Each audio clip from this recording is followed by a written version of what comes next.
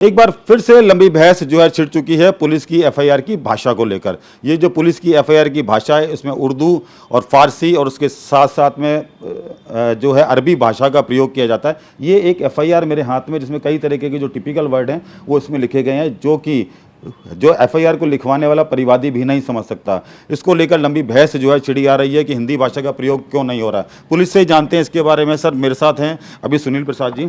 Sir ये जो भाषा का जो एक लंबी बहस है जो कि अभी जो आ रही है छिड़ी हुई, इसको लेकर क्या कहना है आपको? क्योंकि इस तरीके के जो वर्ड हैं टिपिकल वर्ड हैं इनको लेकर काफ़ी समस्या भी आ रही है। जो परिवादी आता है उसको समझने में काफ़ी दिक्कत आती है। देखिए, ये बात सही है कि पुलिस की कार्यप्रणाली में बहुत से शब्द उर्दू और फारसी के हैं। 13वीं शताब्दी से रेख्ता का प्रयोग होता आ रहा है हमारे देश में, और रेख्ता का अर्थ है मिली जुली हुई भाषा जिसमें हिंदी के भी शब्द हों, अरबी और फारसी के भी शब्द हों। कालांतर में ये उर्दू के नाम से जानी जाती है ये भाषा, लेकिन शब्द जो हैं वो फारसी और अरबी के ही हैं। देखिए, भाषा का मतलब है जो हम भाव किसी को संप्रेषण करना चाहते हैं वो बेहतर तरीके से समझ ले, इसी का नाम है भाषा।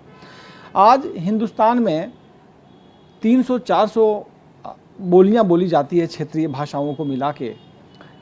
उसमें भी बहुत से ऐसे शब्द हैं जो एक ही प्रदेश के रहने वाले लोग समझ नहीं पाते हैं। इसमें मैं ये कहना चाहूँगा कि बहुत पुराने समय से, बहुत लंबे समय से उर्दू भाषा का प्रयोग पुलिस की कार्यप्रणाली में, अनुसंधान में, तफ्तीश में, जैसे तफ्तीश मैंने शब्द कहा है, यह भी फारसी शब्द है, तो तफ्तीश में चलता आ रहा है, कार्रवाई पुलिस में भी लिखा जाता आ रहा है। लेकिन आज के समय में यदि मैं आपको कहना चाहूँ तो आज ये उर्दू और फारसी के शब्द जो समझ से परे हैं वो अब हमारी दैनिक कार्यप्रणाली में शामिल नहीं है। अब जैसे अभी आप ये एफआईआर देखेंगे जो यहाँ रखी हुई है, इसमें कई ऐसे शब्द हैं, दर्ज, अर्ज, अर्ज है मेरी, दर्ज करना है, तफ्तीश, फलां व्यक्ति तफ्तीश कर रहे हैं आपकी। ये कुछ ऐसे शब्द हैं जो हमारी ज़िंदगी में, हिंदी में और हमारी आम बोलचाल में मिल गया है। इसके बावजूद भी इस बात से इनकार नहीं किया जा सकता है कि कुछ शब्द लंबे समय से हमारी आदत में शुमार रहा है और उसकी वजह से लोग समझ नहीं पाते हैं। जैसे बकू, बकू का मतलब बहुत मुश्किल से लोग समझ पाते हैं। दरियाफ्त, इसका भी मतलब समझ में कम आता है। रोज़नामचा, इसको भी कई लोग नहीं समझ पाते हैं। लेकिन मैं आपको ये बताना चाहता हूँ कि फरियादी को जब हम उनकी तफ्तीश शुरू करते हैं तो हर प्रकार की हम कोशिश करते हैं कि उनको हर चीज़ का मतलब समझाया जाए। जैसे जब हम बयान लेते हैं तो उसमें एक है शब्द है मजीद दरियाफ्त। वो मजीद दरियाफ्त का मतलब तो नहीं समझते हैं, लेकिन मजीद दरियाफ्त का ही मतलब होता है कि उससे पूछकर उसकी भाषा में लिखा जाना, तो फरियादी सब चीज़ समझ सके। इसके लिए एक पुलिस अधिकारी और कर्मचारी हमेशा यथासंभव प्रयास करते हैं। और कुछ ऐसे शब्द हैं जिसको धीरे धीरे हमने कम किया है और भी ये कालांतर में कम हो जाएंगे, इसमें कम करने की आवश्यकता नहीं है। ये तो स्वतः ही जो शब्द प्रचलन में नहीं रहते और जो ग्राह्य नहीं है उसको लोग बाग भूल जाते हैं। काफ़ी हद तक जो है इन शब्दों पर रोक भी लगती है और काफ़ी कमी भी आ रही है। और ये जो कमी आ रही है शहरी इलाकों में आ रही है, लेकिन ग्रामीण इलाकों में तो अभी भी इन शब्दों का प्रयोग हो रहा है। क्या कोई ट्रेनिंग दी जाती है पुलिस को या फिर वही परिपाटी जो है पुरानी चली हुई आ रही है? बिल्कुल सही कह रहे हैं कि अभी भी जो बयान और कार्रवाई पुलिस जो हमारे जो पुराने कर्मचारी अधिकारी हैं वो उनकी आदत में है कि ऐसा कुछ लिखते हैं। लेकिन अब पढ़े लिखे जो लड़के आ रहे हैं और जो हम ट्रेनिंग भी देते हैं अपने कर्मचारियों को, अधीनस्थों को, और हमें भी जो ट्रेनिंग मिलती है उसमें एक ही मूल मंत्र है कि जो हमारे पास फरियादी न्याय मांगने आता है उसको ग्राह्य भाषा में अपनी बात कह सकें, लेकिन उसकी हर भाषा को हम समझें, ये हम यथासंभव कोशिश करते हैं। अगर हमारे पास कोई मारवाड़ी भाषा में बोलने वाला आता है, ढूंढारी में आता है, इवन गुजराती और बंगाली में भी आता है, तो उसकी भाषा समझने की कोशिश करते हैं, और नहीं तो हम दुभाषी की मदद लेते हैं। लेकिन हम कोशिश करते हैं कि अपनी भाषा को ग्राह्य बनाएं, ग्रामीण क्षेत्रों में कुछ अभी समस्याएं हैं, लेकिन बहुत जल्द जो नई जनरेशन आई है वो उसको समाप्त कर देगी। लेकिन कई स्टेट में देखा गया, पंजाब की बात की जाए पंजाबी भाषा में एफआईआर लिखी जाती है, गुजरात की बात की जाए तो गुजराती भाषा में लिखी जाती है, तो वहाँ इन शब्दों का प्रयोग कम होता है। तो क्या आपको लगता है कि राजस्थानी भाषा को अगर मान्यता मिल जाए तो? देखिए, सबसे पहले मैं आपके माध्यम से कहना चाहूँगा कि राजस्थान के लिए गौरव की बात होगी कि राजस्थानी भाषा को मान्यता मिले, 8वीं अनुसूची में शामिल हो। इसके लिए हम सब और राजस्थान की हर जनता यथेष्ट कोशिश कर रही है और करते रहेंगे, लड़ते भी रहेंगे। लेकिन आपको यह भी जानकर आश्चर्य होगा, पंजाबी भाषा में एफआईआर लिखी जाती हो या अनुसंधान किया जाता हो, चाहे गुजराती भाषा में किया जाता हो, चाहे बंगाली में किया जाता हो, चाहे बिहार में किया जाता हो, सब जगह अरबी उर्दू के शब्द शामिल हैं, मौजूद हैं, चाहे वो गुजराती में हो चाहे वो पंजाबी में हो, यही शब्द हैं वहाँ भी।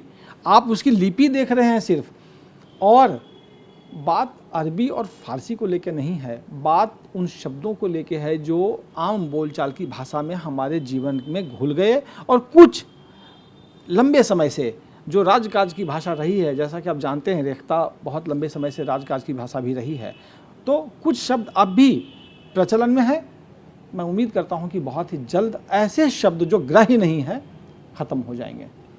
क्या लगता है आपको कि ये कितने दिनों में, ये कितने सालों में अभी जो है ये फ़र्क आया है? जैसे कि अभी कम हुए हैं शब्द, आने वाले समय में नई पीढ़ी जो कि पढ़ रही है, लिख रही है, और उनको इस तरीके की जो भाषा में जो काम में लिए जा रहे हैं शब्द, उनको भैया अच्छे नहीं लग रहे हैं, क्योंकि ये एफआईआर इसमें कुछ जो है कम शब्द हैं। तो क्या लग रहा है आपको कि कितने साल और लगेंगे इसमें? देखिए, मुझे लगता है कि 5 से 7 वर्षों में आपको ये शब्द अब नहीं दिखेंगे, क्योंकि अब जो जनरेशन जो अभी 5-6 साल बाद रिटायर होने वाले हैं, उसके बाद ऐसा कोई जनरेशन नहीं है कि उर्दू के शब्द इस्तेमाल करते हों। तो मैं उम्मीद करता हूं कि 5-6 साल में ऐसे कोई शब्द नहीं दिखेंगे जो आम बोलचाल की भाषा में शामिल ना हो और जिसको लोग ग्राह्य नहीं कर सकें, समझ नहीं सकें। एक मेरा आखिरी सवाल है कि ये जो शब्द लिखे जा रहे हैं, इसमें क्या कोई ऑर्डर निकला हुआ है या केवल इस परंपरा को ही हम आगे बढ़ाते जा रहे हैं? देखिए, कोई ऑर्डर नहीं है। ऑर्डर तो यही है कि हिंदी में कामकाज हो, और जो शब्द अरबी और फ़ारसी के हैं उस शब्द को हिंदी से हम अलग नहीं कर सकते। मैं तो कहूँगा कि हिंदी के ही वो शब्द हैं और हम उसको काम में लेते हैं। तो इसके लिए कोई ऑर्डर नहीं है, ये तो परंपरागत रूप से करते आ रहे हैं। और मैं आपको बताना चाहता हूँ कि हिंदी के बहुत से शब्द अब प्रचलन में नहीं है। क्लिष्ट हिंदी का शब्द है, लेकिन कितने लोग बोलते हैं? प्रणय कितने लोग बोलते हैं? सरस कितने लोग बोलते हैं? बहुत से हिंदी के शब्द हैं जो प्रचलन में नहीं हैं। संस्कृत के बहुत से शब्द हैं जो आज भी हम बोलते हैं, हमें पता नहीं है। तो जो हम ग्राह्य कर सकें, इंग्लिश के बहुत से शब्द हम लिखते हैं, एफआईआर में भी इंग्लिश के शब्द लिखते हैं। रूटीन, इसमें लिखा हुआ रहता है। रूटीन में हम जा रहे थे साहब, और हम ट्यूशन पढ़ के आ रहे थे, और उसके बाद इवनिंग का टाइम था, मॉर्निंग वॉक पे हम गए थे। ऐसे बहुत से शब्द हैं जो आम बोलचाल की भाषा में हैं, और यदि आम बोलचाल की भाषा में हम कार्य करें तो वो जनता के लिए बहुत ही बेनिफिशियरी होगा। तो निश्चित तौर पर इन्होंने ये उम्मीद जताई है कि 4 से 5 साल के भीतर ये जो शब्द हैं, जो टिपिकल वर्ड हैं, ये ख़त्म हो जाएंगे। और उसके साथ साथ में ये कहा जा सकता है या माना जा सकता है कि जो ग्रामीण इलाकों में इन शब्दों का प्रयोग हो रहा है वो भी अब काफ़ी हद तक कम हो जाएगा। नई पीढ़ी के जो जवान हैं, पुलिस के जवान जब भर्ती हो रहे हैं, तो वो इन जो टिपिकल वर्ड हैं इन्हें जो है छोड़ते हुए नज़र आ रहे हैं। तो देखने वाली बात होगी कि इस तरीके की जो टिपिकल एफआईआर है और टिपिकल वर्ड है, इनसे छुटकारा जो है कब मिल पाता है। मेरे सहयोगी शक्ति सिंह के साथ ध्वजारिया, TV9।